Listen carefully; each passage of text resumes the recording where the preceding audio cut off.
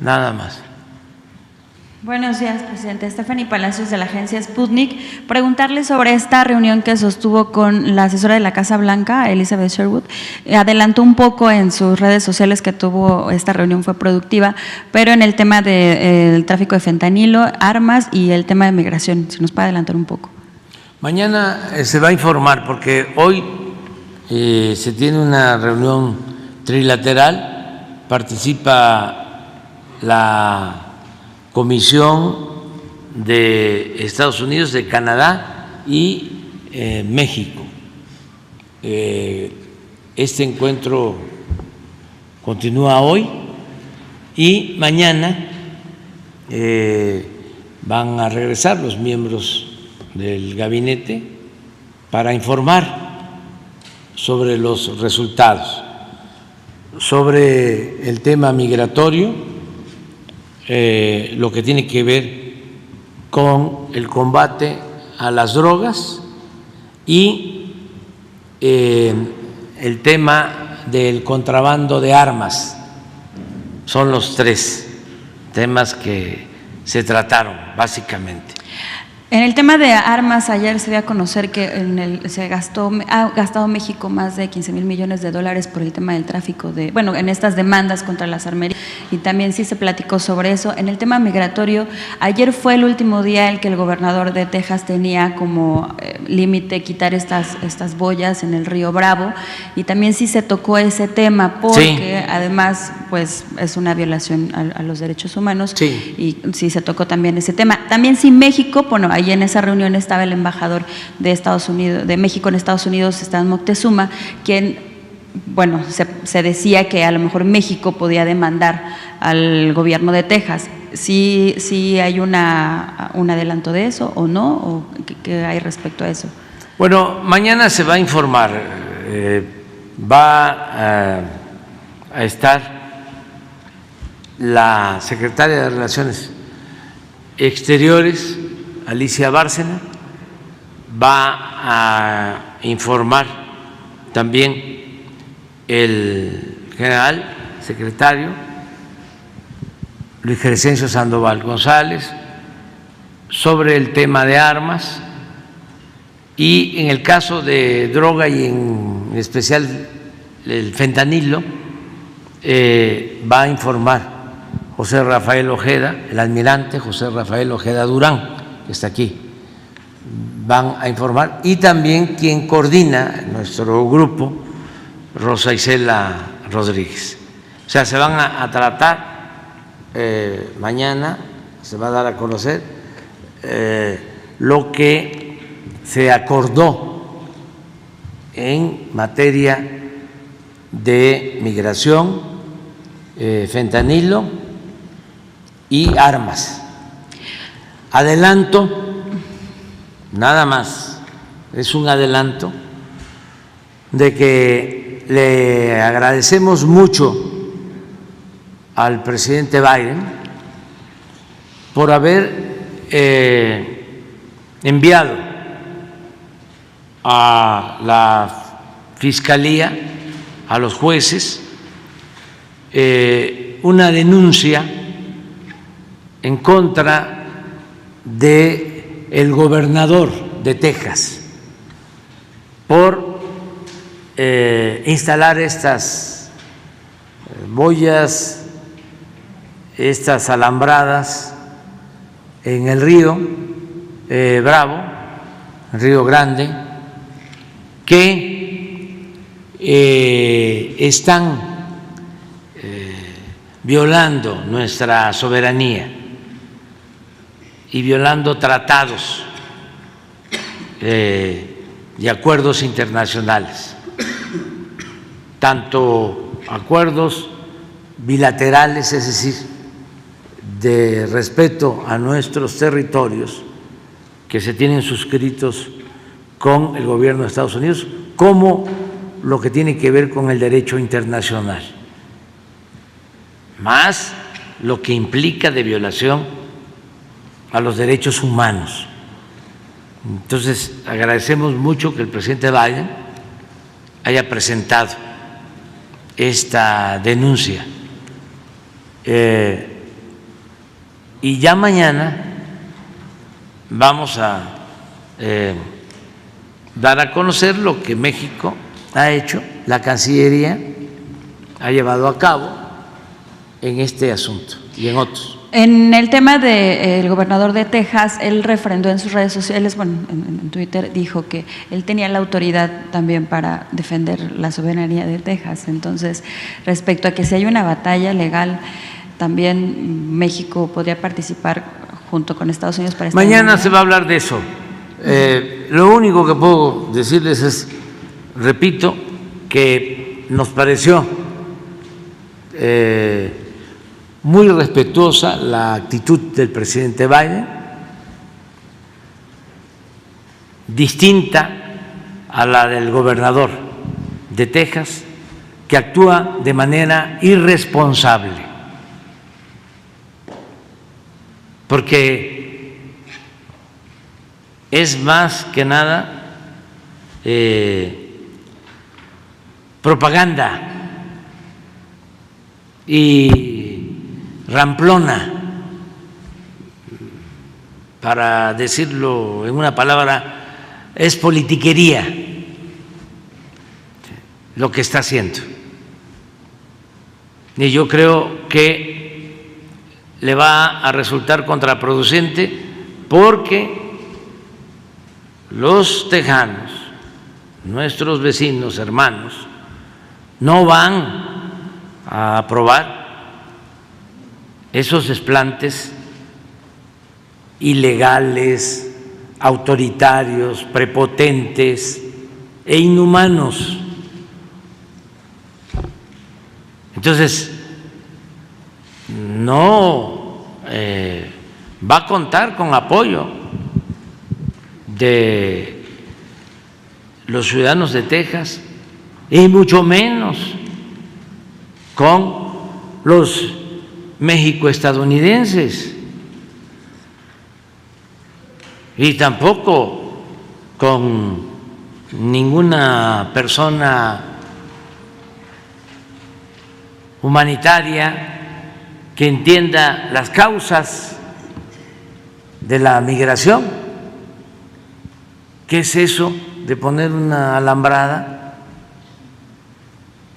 Además, invadiendo lo que corresponde a nuestro territorio. Es un acto de provocación en busca de publicidad. Por eso hablo de propaganda, politiquería. No le va a funcionar. Está muy mal asesorado. Y por el contrario, estamos viendo una actitud responsable del presidente Biden, y sí lo queremos subrayar, porque no tiene sentido. Hemos hablado aquí, es una agresión, es como tirar una piedra. Un petardo.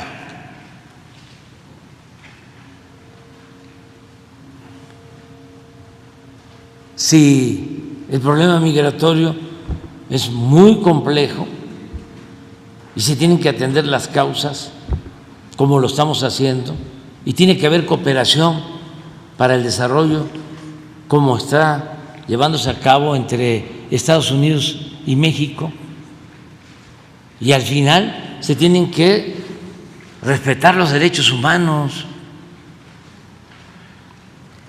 La gente no sale de sus pueblos por gusto, lo hacen por necesidad.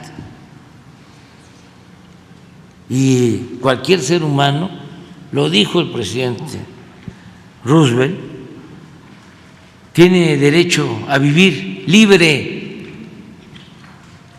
de miseria. Todos tenemos derecho a la vida. El principal derecho humano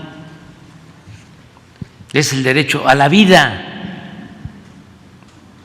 a buscar un trabajo y salir adelante con el esfuerzo, con el sacrificio, de manera honrada. Pero esto no tiene que ver con eso, es un acto, repito, propagandístico. Si yo ni quería tratarlo para no hacerle el juego a este señor irresponsable, pero como el presidente Biden sí dio respuesta a las notas diplomáticas enviadas por México sobre el tema, pues ahora tenemos que ventilarlo, decirlo.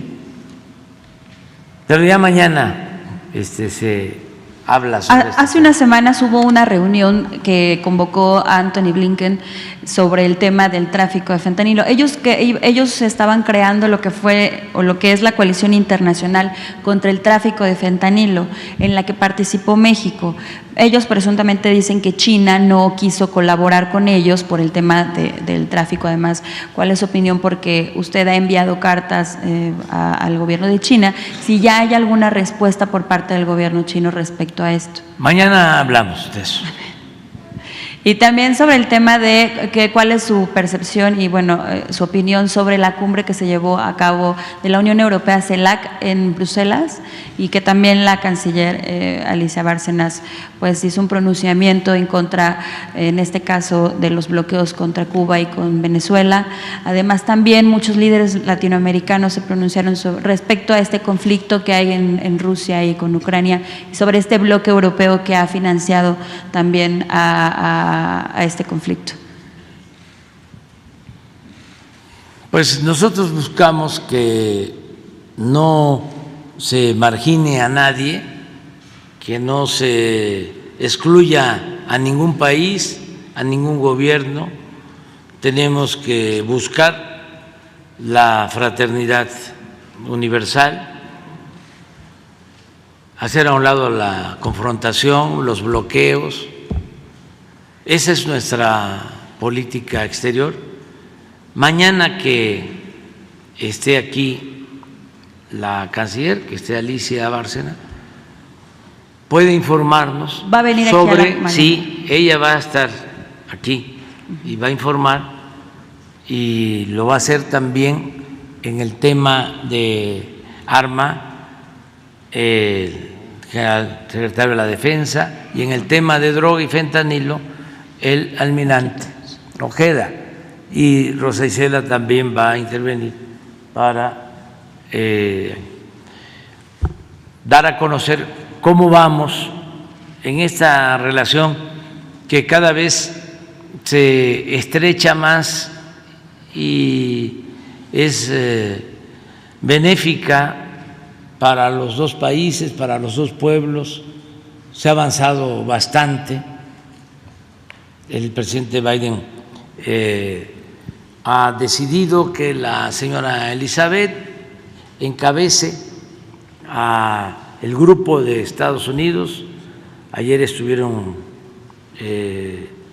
funcionarios de la Casa Blanca, subsecretarios del Departamento de Estado, y se están tratando estos temas, y hay buenos resultados, muy buenos resultados en lo migratorio, en el combate al tráfico de armas, en el combate al tráfico de drogas. Mañana vamos a informar. También contra el narcotráfico, presidente. Sí, también se va avanzando. Y si hay las relaciones de colaboración entre en México y Estados Unidos respecto a este tema. Sí, estamos trabajando juntos. Y es un asunto, lo vuelvo a decir, de carácter humanitario. Aunque nosotros no tengamos el problema del consumo del fentanilo, o no sea tan grave, o afortunadamente se esté deteniendo, frenando, sobre todo por la fortaleza de nuestras culturas, por nuestras tradiciones, nuestras costumbres,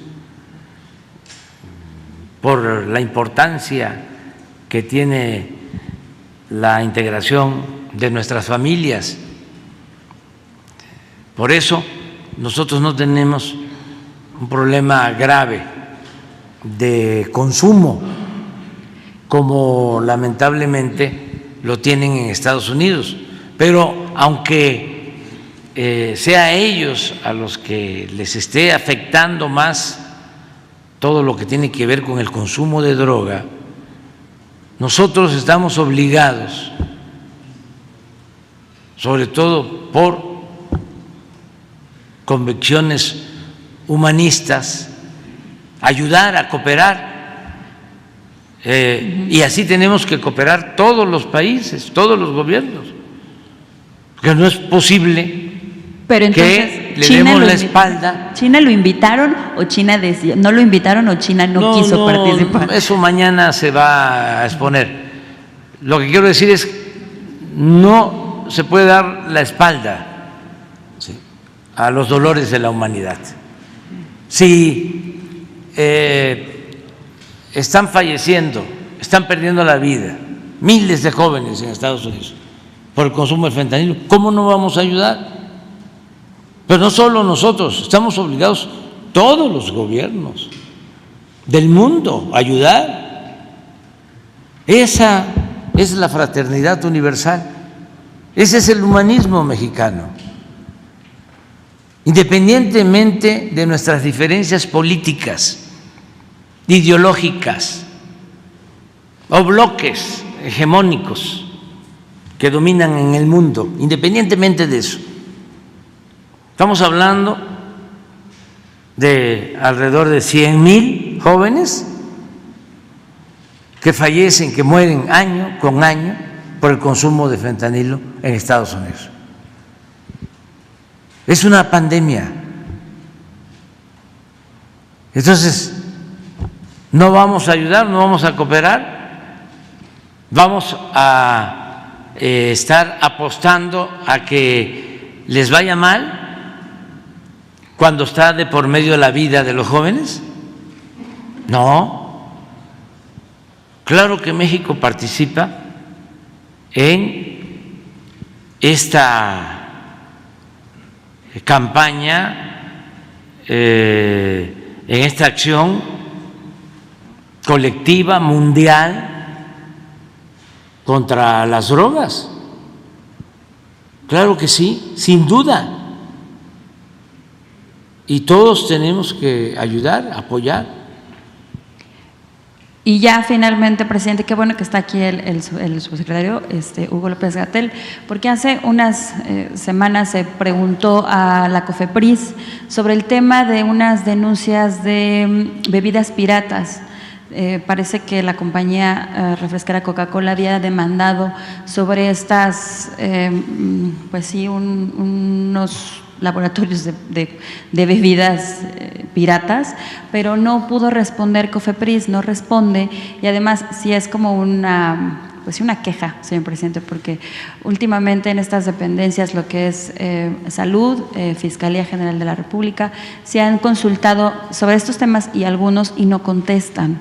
Entonces, este es un tema de salud pública además, porque la gente no sabe que puede tomar refrescos que no son de estas compañías y pues no hay ningún informe. Además, qué bueno que mañana va a asistir la canciller Alicia Bárcenas, porque hace también unos días se hizo una reunión a medios y la verdad no sé, y me gustaría preguntarle a usted si desde la Cancillería hay un bloqueo por parte para la agencia, porque hay cosas en las que la agencia no se preguntó y se consultó sobre esta reunión a medios, en la que solamente nos dijeron que se pudo limitar a 32 lugares.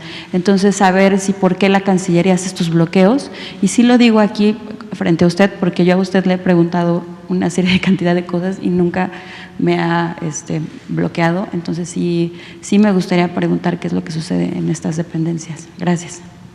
No sé si tienes información. Sí.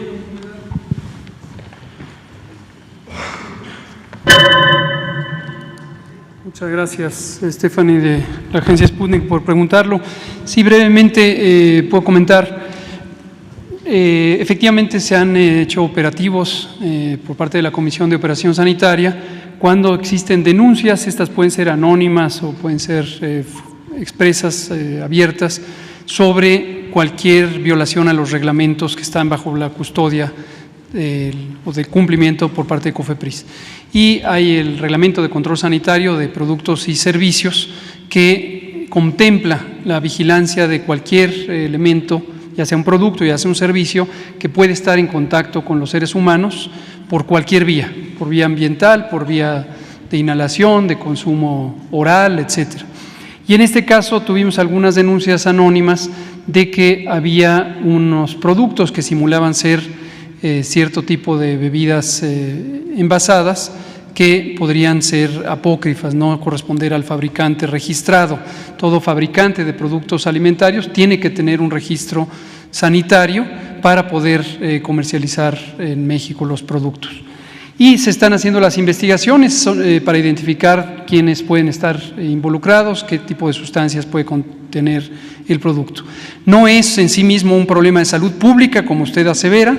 Sí hemos dicho que el consumo de bebidas azucaradas es un problema grande de salud pública en México, incluyendo las marcas originales o principalmente las marcas originales. Esto ha causado el grave problema de salud pública de obesidad, sobrepeso, diabetes, hipertensión y enfermedad cardio y neurovascular, así como enfermedad hepática por esteatosis hepática. Ese sí es un problema de salud pública. Este no es un fenómeno de salud pública, pero sin duda hay presuntas violaciones al Reglamento de Control Sanitario de Productos y Servicios.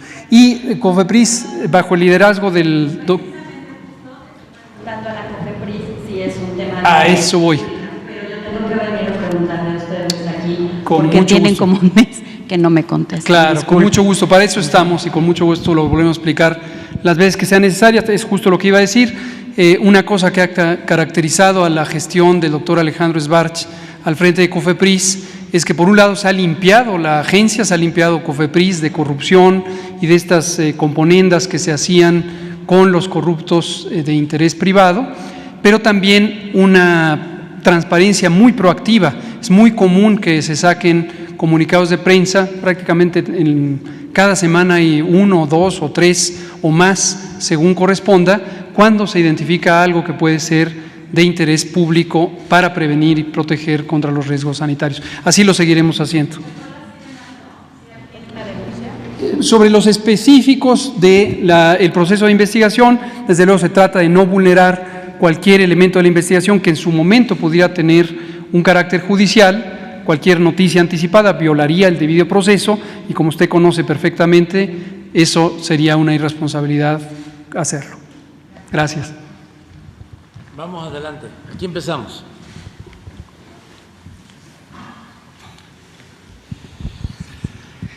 Buenos días, señor presidente. Mi nombre es Yusbel Carolina, de códigolibre.mx. Con el tema que estábamos mencionando que usted estaba mencionando hace unos minutos de la posible agresión, ¿considera que hay un clima de polarización social que provoque agresiones o atentados contra los candidatos o candidatas del régimen? Y de igual manera ha estado ocurriendo que con el apoyo de los partidos del Frente Amplio por México, la senadora Xochitl Gálvez rastrea las claves de acceso con la que funcionarios obtuvieron y difundieron información fiscal confidencial, y esto será con la intención de proceder penalmente contra ellos. ¿Qué opinión nos da sobre esto? Gracias. Bueno, no puedo profundizar sobre eso porque estoy vetado, pero no hay persecución a nadie, no es mi fuerte la venganza. Si hablé en su momento era porque consideré importante advertirle a la gente que querían echar a andar una estrategia como en otras ocasiones, para engañar y con propósitos sectarios. Es que engañaron cuando Fox, eso sí lo puedo decir, y engañaron también cuando se cometió el fraude del 2006, engañaron a mucha gente. Imagínense la gente que votó por Fox hoy, lo que debe de estar pensando. Y no todos,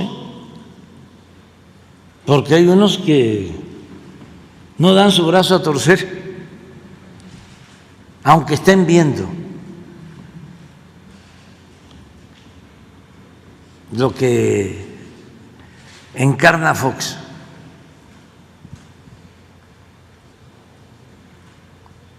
La derecha, por lo general, el conservadurismo, no tiene capacidad para rectificar.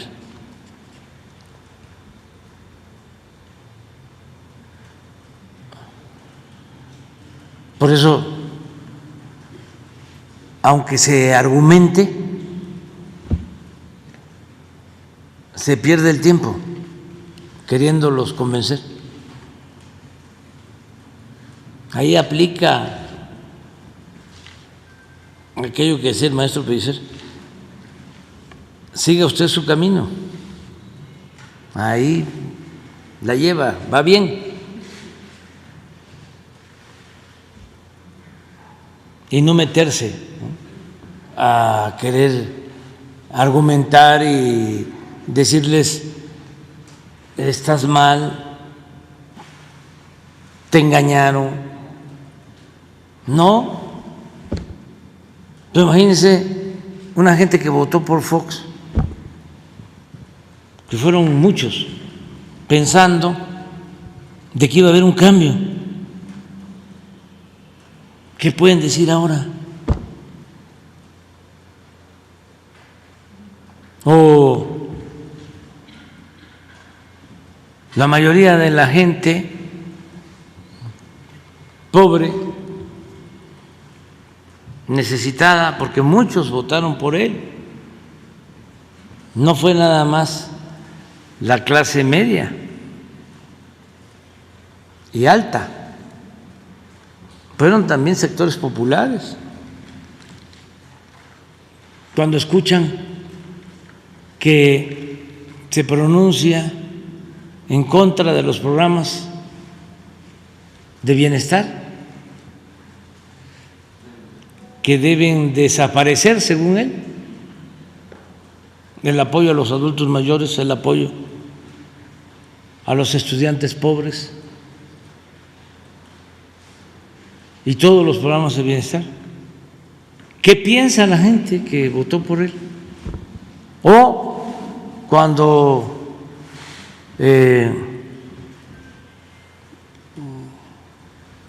pone en su página un Twitter racista, ¿qué piensa la gente?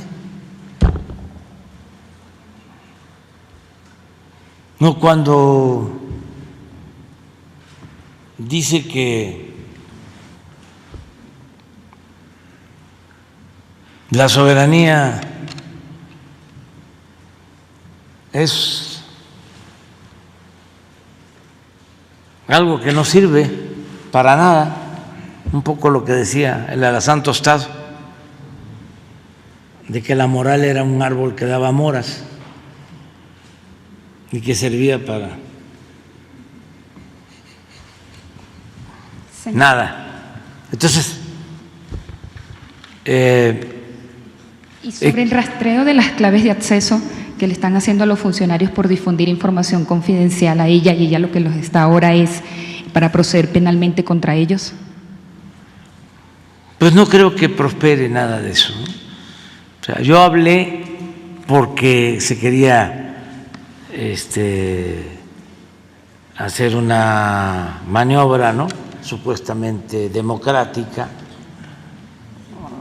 toda una estrategia, ¿no?, bien manipulada desde la cúspide con los medios. Sí, por eso es tanto el enojo, porque supuestamente, ¿no?, iban a presentar algo nuevo y toda una acción concertada, ¿no?, de la cúpula, pero pues no les resultó, no les resultó.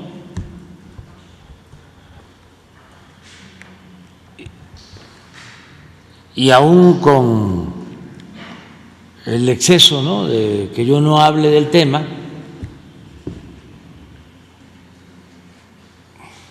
pues ya la gente se da cuenta de cómo han querido engañar.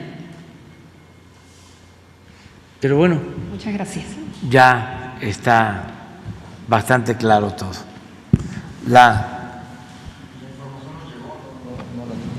¿Cómo? La información fue que nos llegó de lo que se difundió. Ah, sí, pero es lo mismo.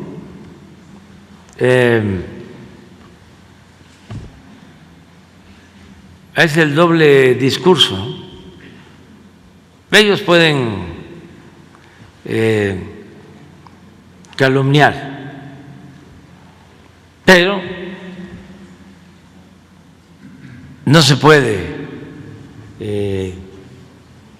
dar a conocer una información que nos llegó aquí, como llegan muchas cosas, que me entero desde hace tiempo. La gente nos ayuda.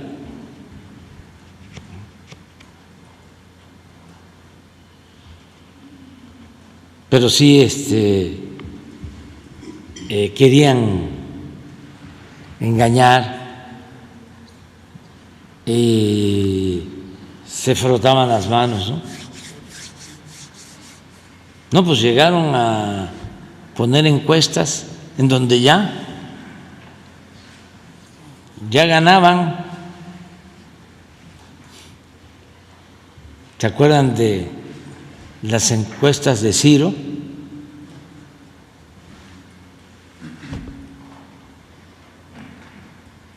Cuchareadas. Ahora con lo de España pasó lo mismo. Inflaron a la derecha porque utilizaron las encuestas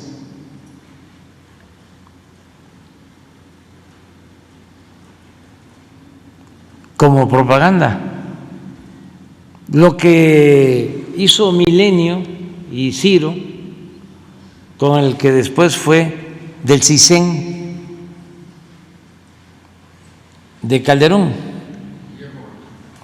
Sí, más de 100 días publicando una encuesta en donde el licenciado Peña estaba por las nubes. 100 días, diario.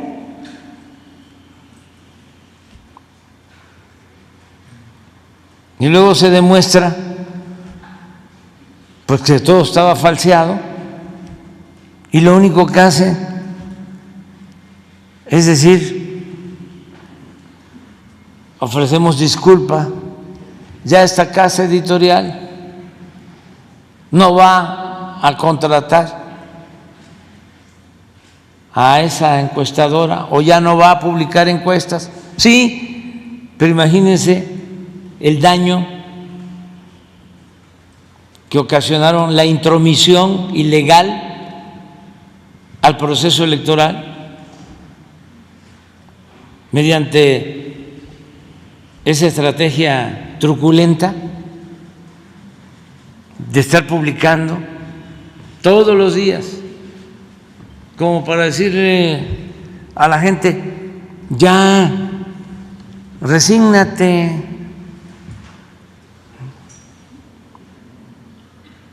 relájate.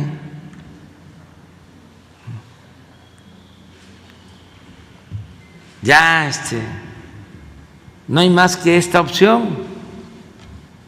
Y entonces ahora volvió Ciro a querer hacer lo mismo. Nada más que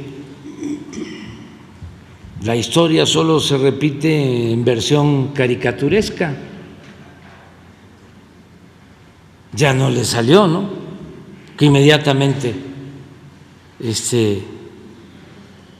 se dio a conocer que la empresa de las encuestas pues tiene un compromiso con los beneficiarios, que no hay objetividad, y todavía se enojan, ¿no? Porque se les descubre, porque ni modo que no sepan o que es espontáneo. No, todo eso es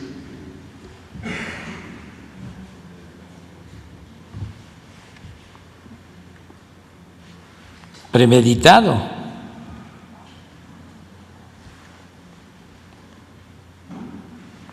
Pero bueno, adelante. Buenos días, presidente, secretarios, funcionarios. Preguntarle, pues, a finales de este mes sale ya el grupo interdisciplinario de expertos independientes que colaboraban para la investigación en torno al caso Ayotzinapa. Hoy se presenta el último informe. Tengo entendido que usted se reunió con 2 de ellos ayer. Preguntarle qué se abordó en esta reunión y cómo se seguirá conduciendo esta investigación. Bueno, me reuní con el grupo, son 2 los que se quedaron y ya concluyen su labor. Les agradecimos por lo que han hecho, una buena investigación, y van a presentar hoy un reporte. Nosotros vamos a continuar con la investigación, se ha avanzado mucho. Yo les comentaba a ellos que en muy pocos lugares, yo creo que en ningún país del mundo, un gobierno lleva a cabo una investigación y sobre todo una decisión de castigar a los responsables. Aquí están detenidos altos funcionarios públicos, que no había sucedido, tanto civiles como militares, y continúa la investigación. Los padres ya han manifestado a través de su abogado que se sentirían descobijados con la salida de este grupo. Sí, pero ellos decidieron concluir su etapa y ya nosotros vamos a darle continuidad. Va muy avanzada la investigación. ¿Podría concluirse ya para este aniversario que se cumple en septiembre? Yo tengo el compromiso de llegar a conocer toda la verdad, a que se conozca toda la verdad sobre la desaparición de los jóvenes. Y es un compromiso que lo voy a cumplir, lo estoy cumpliendo, se va avanzando y mucho. Deben de estar detenidos como 120, 130 personas, civiles y servidores públicos.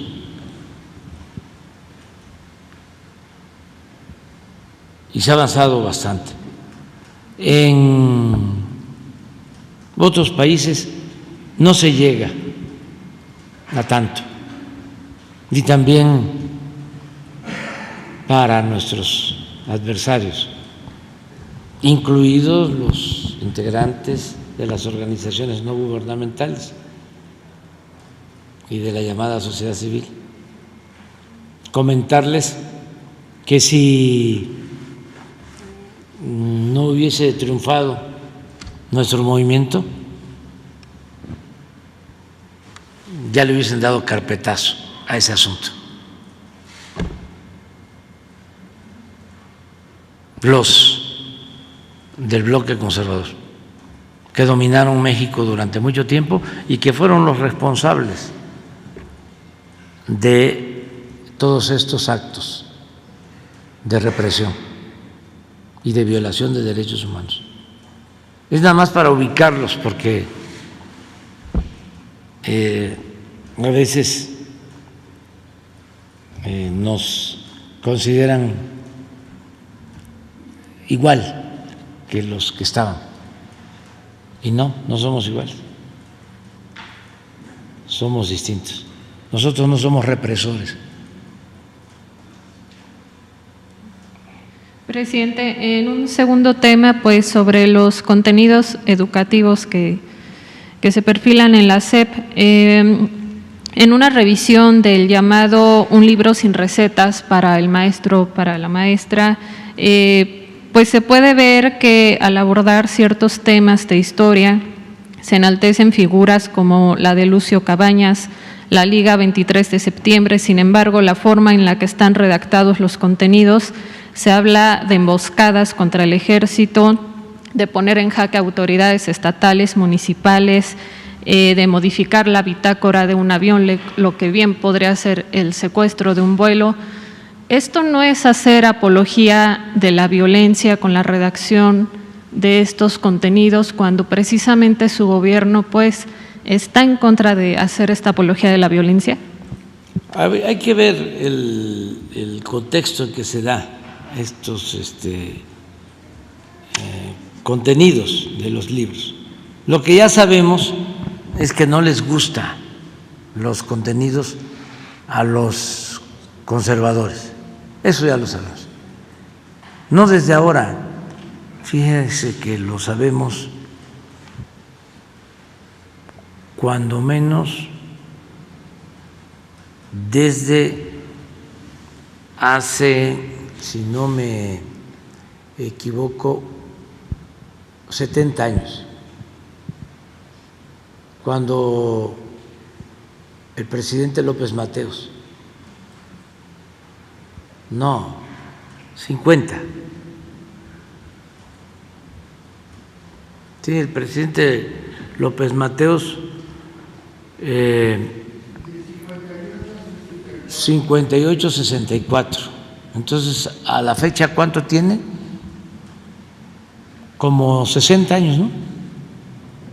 Más o menos. Desde entonces, la derecha no quiere los libros de texto. Entonces ya lo sabíamos. Hicieron en aquel entonces manifestaciones los del PAN y las sociedades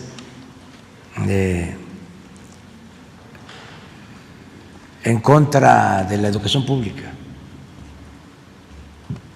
Se opusieron a los libros de texto. Entonces ya sabíamos.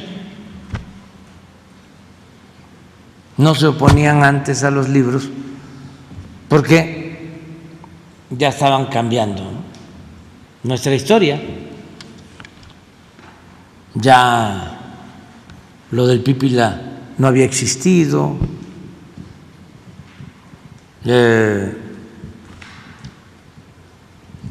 Siete leguas no era caballo sino yegua, nada más que el corrido pues es el corrido.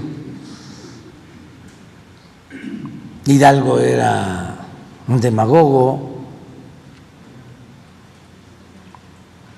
libertino, igual que Morelos. Es más, para no andar con medias tintas, quitaron la materia de civismo y de ética. Entonces ya sabíamos que a los del Reforma, pues, cómo les iba a gustar que se cambiaran los contenidos de los libros de texto. Pues no. Nada más que ojalá y comprendan de que hubo un cambio y que es un cambio verdadero, no lo de Fox, y que nosotros tenemos la obligación de aplicar una política distinta en lo económico, en lo político, en lo social, porque son proyectos distintos y contrapuestos, y la gente votó por el cambio verdadero, por la transformación. Tan es así que ahora tenemos más apoyo que cuando ganamos.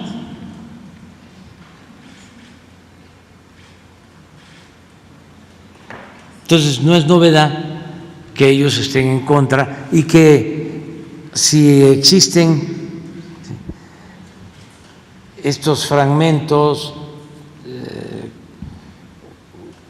párrafos, capítulos en un libro determinado, pues usen eso para decir todos los libros están mal.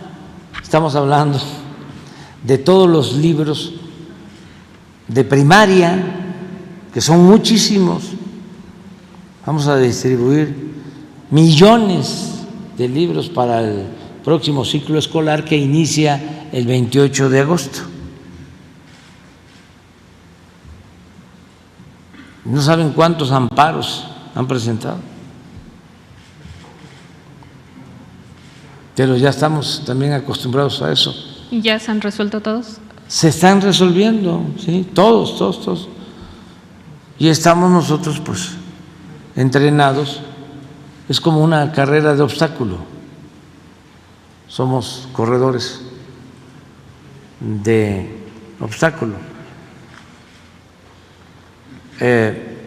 Nos ponen un obstáculo, lo brincamos, seguimos corriendo, y otro obstáculo y lo brincamos, y ahí vamos.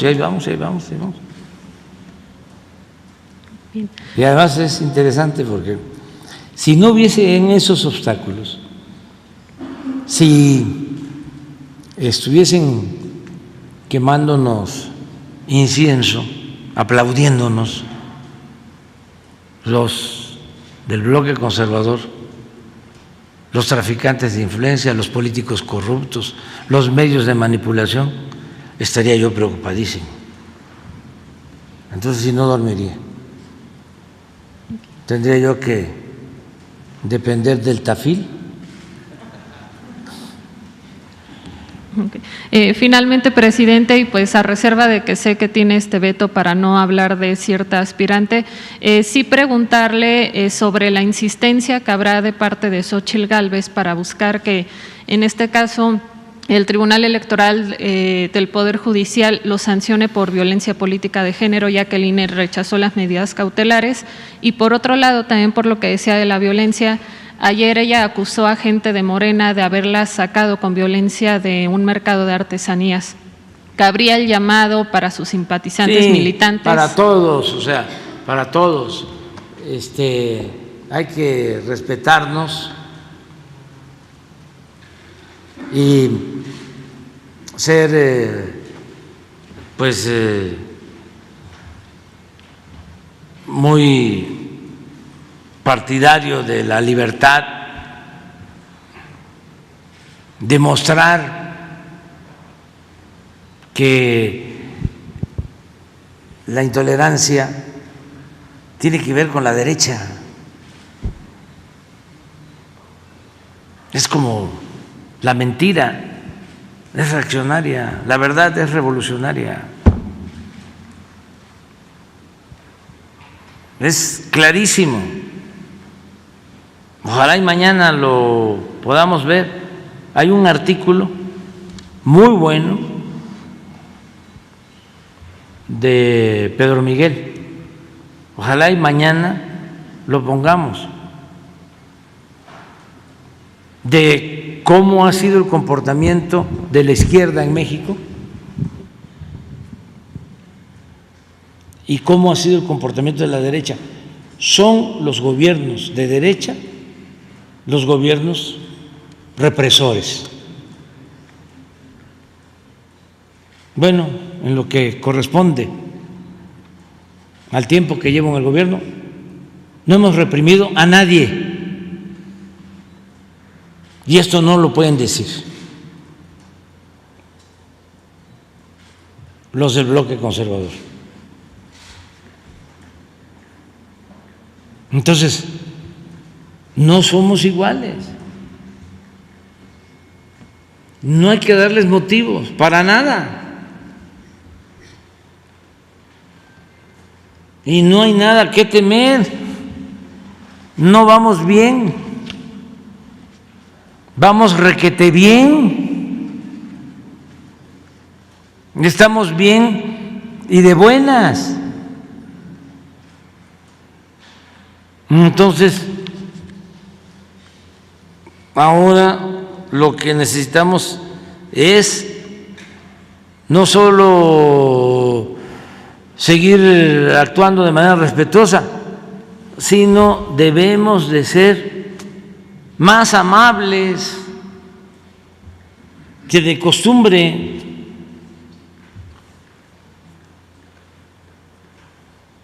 Afectuosos, no testerear a nuestros adversarios ni con el pétalo de una rosa, no tocarlos. Sí.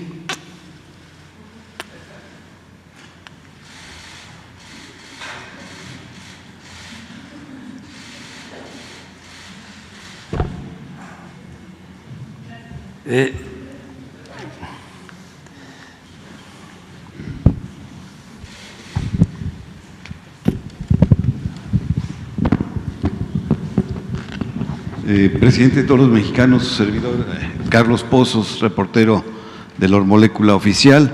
Y bueno, pues antes que nada, presidente, los fabricantes de tenis y de calzado de San Francisco del Rincón y Purísima del Rincón en Guanajuato le agradecen a usted y a la secretaria de Economía, Raquel Buenrostro, sus atenciones e informan que llegaron a acuerdos para reforzar los filtros aduaneros, regular la importación de calzado y se establecerá un dumping en materia prima para la industria, presidente.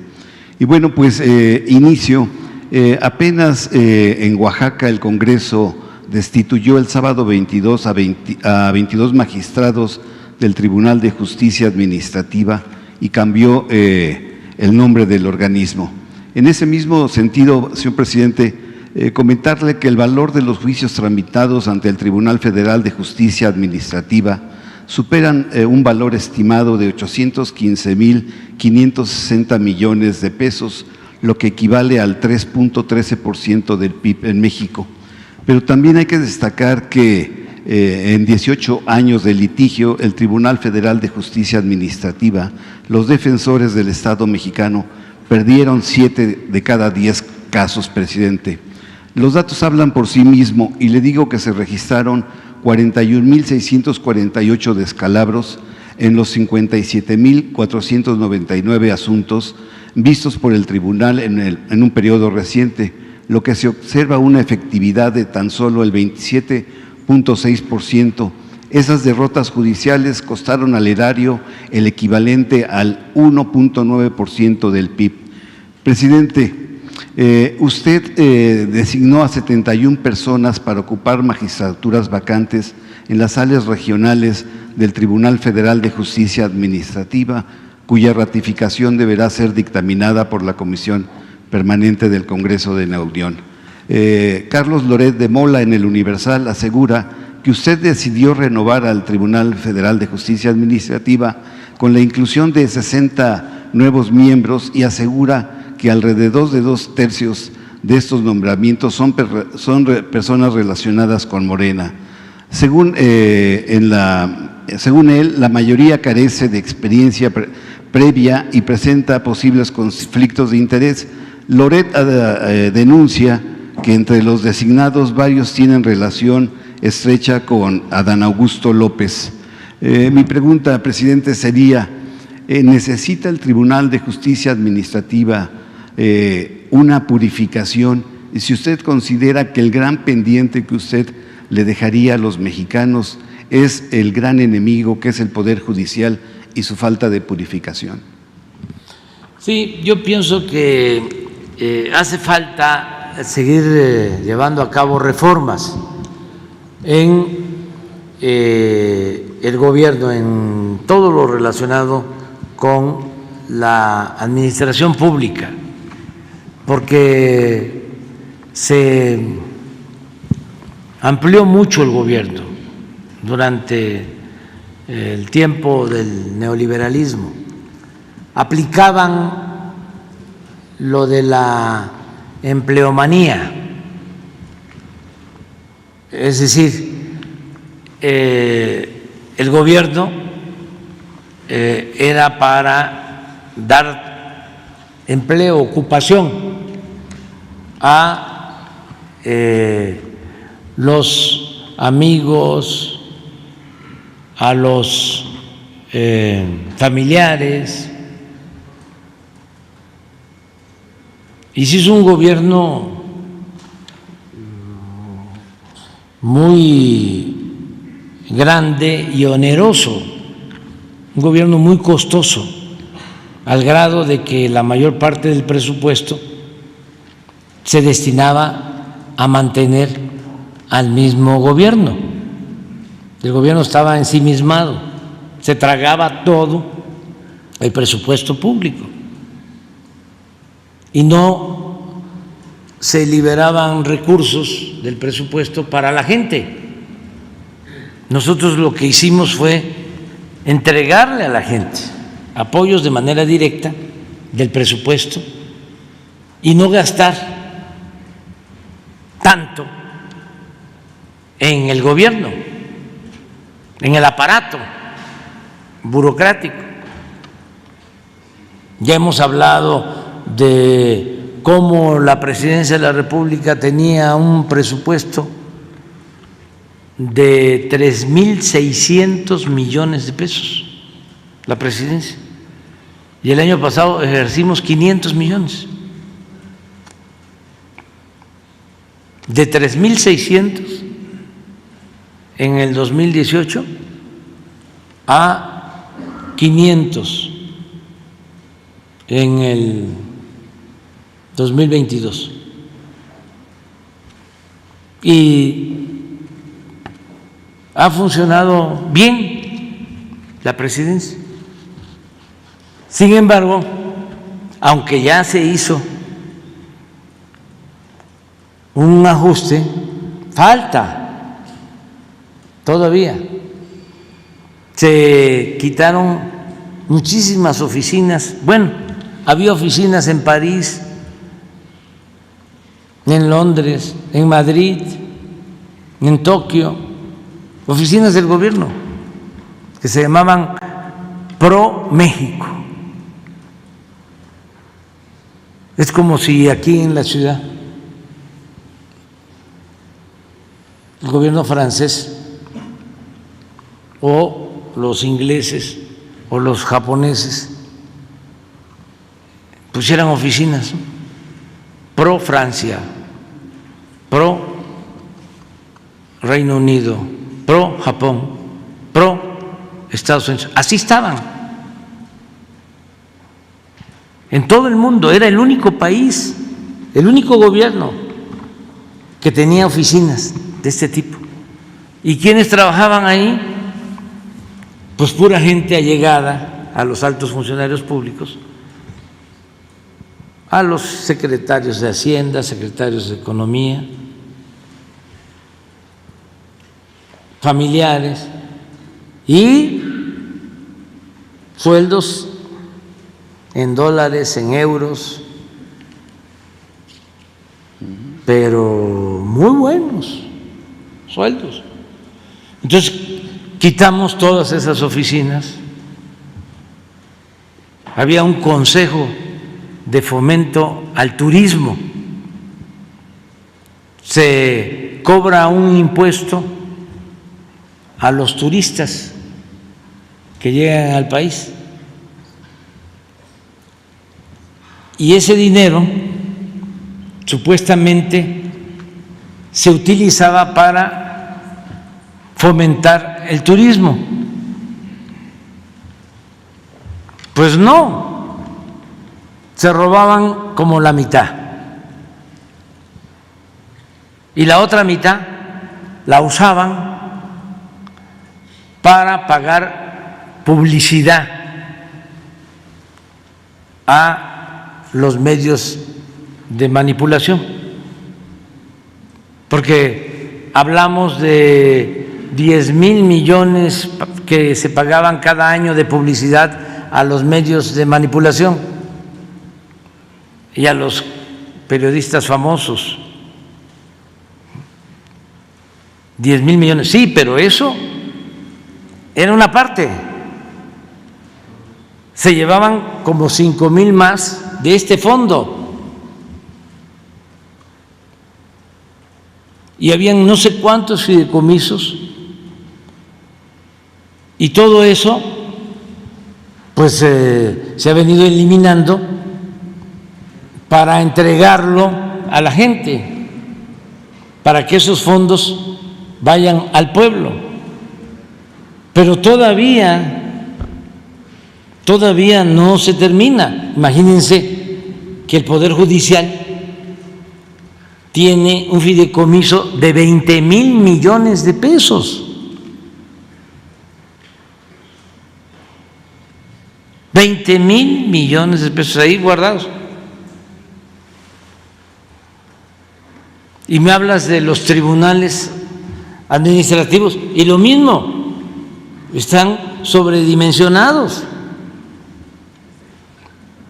Es muchísimo el aparato burocrático, administrativo. Claro que hay que hacer ajustes. Y hay muchísimas oficinas, instituciones supuestamente autónomas que no hacen nada. Ahí está el caso de la transparencia. Ya no puedo hablar de eso. Me lo prohibieron. Pero ¿de qué sirven? Y son 1,000 millones de pesos al año. ¿Qué no está la Auditoría Superior de la Federación?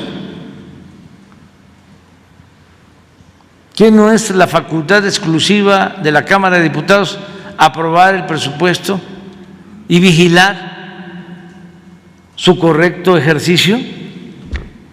¿Qué no existe la Fiscalía General de la República?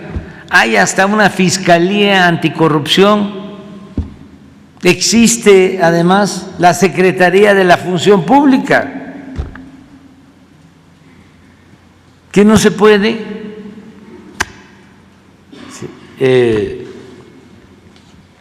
pues concentrar, fusionar, para que no haya duplicidades y se ahorre? Todavía falta mucho por hacer. O sea, se tiene que seguir gobernando con austeridad. Acerca de las propuestas, sí hay una renovación porque no se había hecho de las personas que pueden ocupar cargos en el tribunal administrativo y corresponde al Ejecutivo presentar las propuestas. Les puedo asegurar que si son 60 los propuestos, debo de conocer cuando mucho a 6. Porque ¿cuál es el procedimiento? Es la Secretaría de Gobernación, la Consejería Jurídica, tienen que ser abogados, tienen que reunir ciertos requisitos. Y entonces me hacen la propuesta y se envía al Senado, que allá tienen que decidir si los aprueban o no los aprueban. Pero ese es el procedimiento. Bien, presidente. Mi segunda pregunta, presidente, fue el joven Osiel Díaz. Él es un joven universitario quien me facilitó copia de su tesis profesional, el proceso de formación del Estado mexicano. Presidente, en el siglo pasado fueron varios los presidentes egresados de la UNAM: Miguel Alemán, Luis Echeverría, de la Madrid, López Portillo.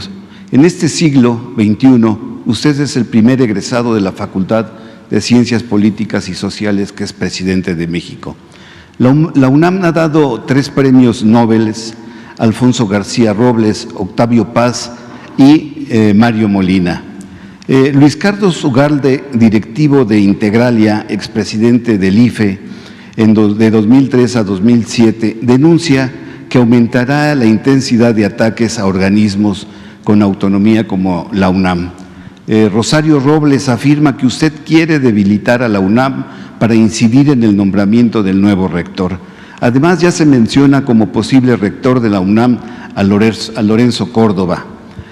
Usted, presidente, sabe que ni usted ni la SEP son quienes eligen al rector. Se trata de una junta de gobierno de nuestra máxima casa de estudios.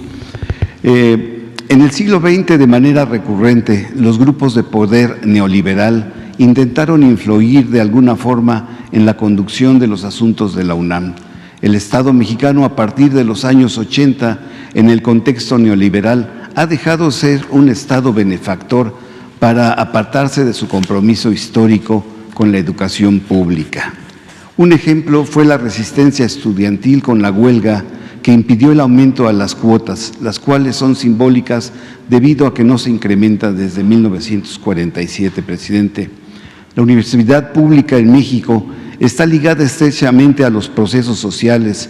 Por lo mismo, a lo largo del devenir histórico, su desarrollo ha respondido a diversas situaciones políticas, culturales y económicas del país, razón por la cual se ha visto directamente afectada por las profundas transformaciones en las 3 últimas décadas, especialmente a partir de que se introdujo el nuevo modelo económico que trastocó el espíritu mismo del proyecto de nación establecido en la Constitución de 1917.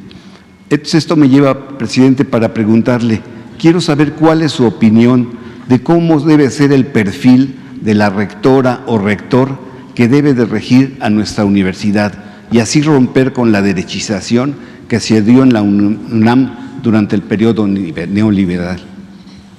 Bueno, no debo meterme, eso es un asunto que corresponde a los universitarios.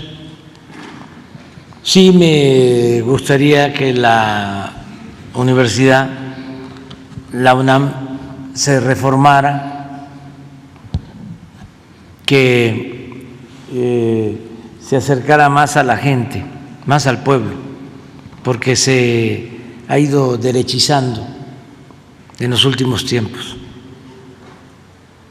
Pero eso lo tienen que lograr, esa transformación, los universitarios, alumnos, maestros, investigadores, y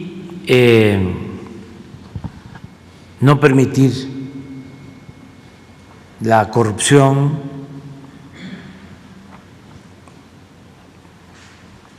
y otros vicios, el amiguismo, el influyentismo, el nepotismo y también el sectarismo. porque hay facultades en donde las sectas dominan. El caso de economía.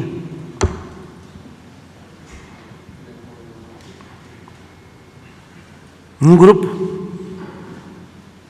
se apoderó de economía y muy retrógradas. Al principio engañaron, ¿no?, de que eran progresistas, pero Salinas los cooptó. Y aquella escuela de economía, ¿no?, tan importante para el país, se fue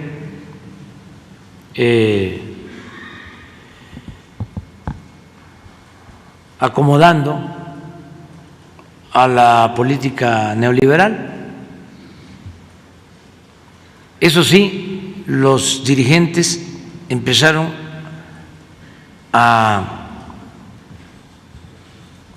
tanto en economía como en la universidad,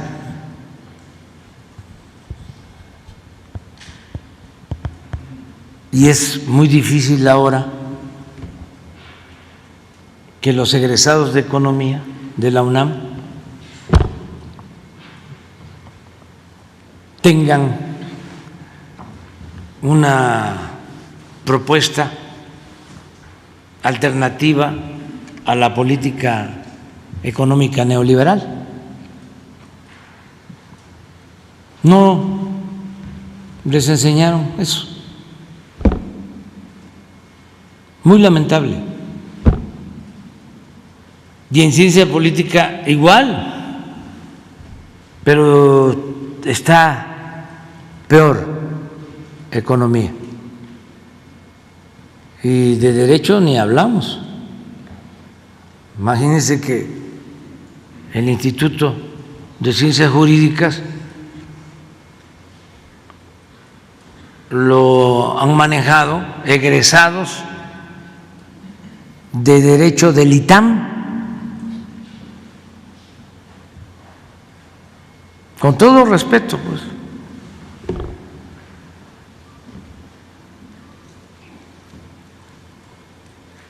Entonces sí hace falta más profundidad en el análisis, la reflexión, todo lo vinculado a las ciencias sociales requiere de una modificación, pero eso tiene que salir de los propios universitarios y se tiene que respetar la autonomía de la universidad y de todas las universidades. Nosotros no vamos a meternos en nada, nada. Los universitarios van a decidir. Lo importante es que ya no decida Narro, porque dicen, somos autónomos, sí, es como los candidatos independientes, son independientes del pueblo, no del poder. Sí, es la autonomía para decidir pensando en la educación que transforma, en la educación como práctica la libertad, no el tener el control para tener influencias políticas y hasta hacer negocios al amparo de los cargos universitarios. Entonces, sí, ejercicio pleno de la autonomía. Es como la libertad de expresión. ¿Ustedes creen que todos ejercen la libertad de expresión o en el medio lo que hacen es traficar con la libertad de expresión.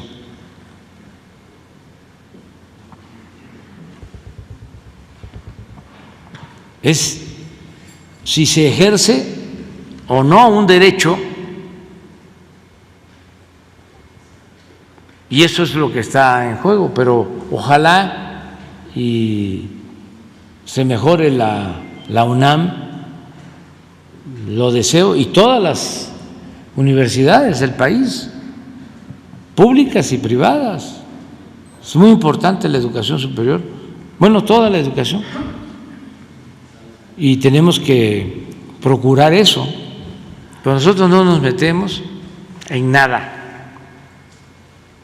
absolutamente, nunca nos hemos metido, nunca, ni cuando estábamos en oposición, nunca. Finalmente, presidente, llegado el 1 de septiembre, marca el último tramo de su gobierno, el cual pues se fue como agua entre las manos. Usted nos ha informado que el 1 de septiembre su quinto informe de gobierno va a ser en el estado de Campeche. Muchos mexicanos quisiéramos verlo a usted en la máxima tribuna. ¿Sería posible que usted contemplara que su sexto y último informe de gobierno fuera ante el Congreso de la Unión?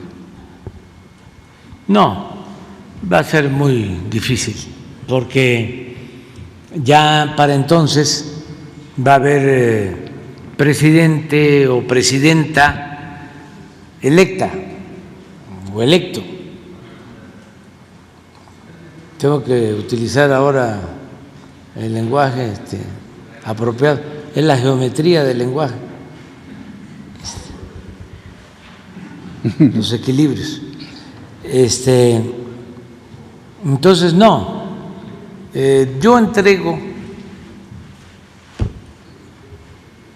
espero, eso lo va a decidir la gente, yo entrego el bastón de mando del movimiento en septiembre, ya en 2 meses. 2 meses. No sé si pueda yo hablar de eso. Sí. De eso sí puedo. Ah, bueno. Entonces, van a hacer una encuesta que yo estoy de acuerdo para elegir en el movimiento de transformación a quien va a encabezar el movimiento hacia adelante, quien me va a sustituir. Entonces, ya en septiembre yo entrego el bastón de mando a quien va a sustituirme en la dirección del movimiento de transformación. Y en septiembre del año próximo entrego la banda presidencial y me retiro.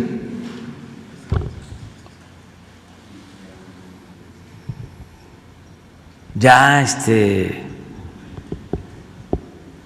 voy a jubilarme políticamente. Por eso les digo a mis adversarios, tranquilícense, serénense, ya falta poco o ya falta menos, 1 año, 2 meses, se va, como tú dices, como agua. Entre las manos. Sí, nada más que yo también quisiera ya que se terminara el periodo, pero tengo muchos pendientes, tengo mucha responsabilidad y por eso me tengo que aplicar para utilizar el tiempo, no 8 horas diarias, 16 horas diarias. Vamos muy bien, vamos bastante bien. Es que nos tocó una situación complicada, pero así se fraguó el acero. Nos tocó la pandemia, muy doloroso, muy difícil. Es la crisis económica pues más severa en casi 100 años. Nos tocó enfrentar eso. Y ahora la guerra, que también ha afectado, pero vamos saliendo muy bien. Si no nos hubiese tocado la pandemia, pues estaríamos mucho mejor, pero esto afectó muchísimo la economía y lo más doloroso, la pérdida de vidas humanas. Pero salimos adelante. Por eso le tengo mucho respeto, afecto, admiración al doctor Hugo López-Gatell, porque nos ayudó muchísimo en los momentos más difíciles y fue muy profesional, muy eficaz. Es un servidor público honesto y muy inteligente. Y estoy diciendo esto porque ha sido últimamente muy atacado, hasta de manera grotesca. Le sacan unas fotos donde está así, calavérico, ¿no? ¿Ya te has visto?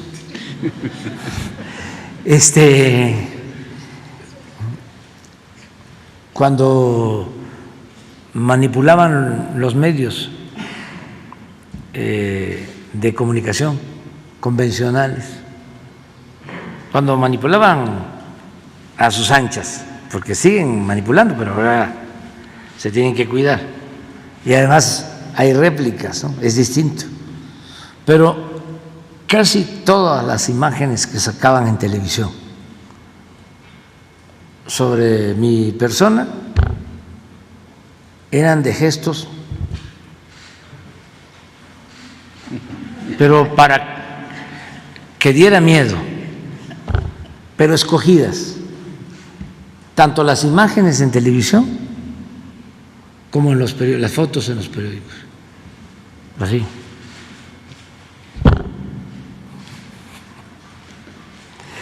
Así está ahora. Yo hasta ahora que te vi, digo, pues no está tan mal, o sea. Presidente, y finalmente, ahorita que estamos requete bien, quedó pendiente la melodía del Infierno Verde de Salvador Manrique. Estoy seguro que le va a gustar. Bueno, queda pendiente. Gracias. Nos vemos. Adiós, adiós.